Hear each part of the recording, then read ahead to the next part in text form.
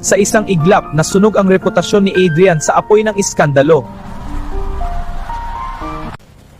Sir Adrian, totoo bang sangkot ang pamilya ninyo sa iligal? No comment. Gusto niyang maniwala, pero mas malakas ang takot kaysa tiwala. Hindi ko na alam kung ano ang paniniwalaan ko. Bakit hindi mo ako tinanong muna? Dahil pagod na akong masaktan. Ang mga salitang hindi nasabi, mas masakit kaysa sa sigaw. Mahal kita, Elena. Huwag mo akong mahalin kung hindi mo kayang ipaglaban.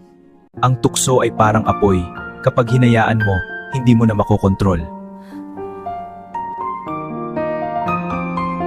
Hindi pwede habang may kasinungalingan sa pagitan natin.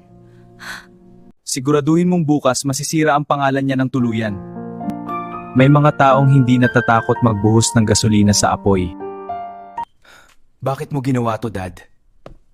Bakit ako nagbabayad sa kasalanan mo? Ang mga kasalanan ng nakaraan laging may kapalit sa kasalukuyan. Sa pagitan ng paghihiganti at pag-ibig, ano ang pipiliin niya? Kung mahal ko siya, dapat ko bang patawarin? CEO Adrian Montenegro, inaaresto dahil sa financial misconduct. At sa gitna ng kaguluhan, unti-unting nilalamon ng apoy ang lahat. Adrian! Magtiwala ka. Ang apoy ng pagnanasa ay naging apoy ng pagsubok.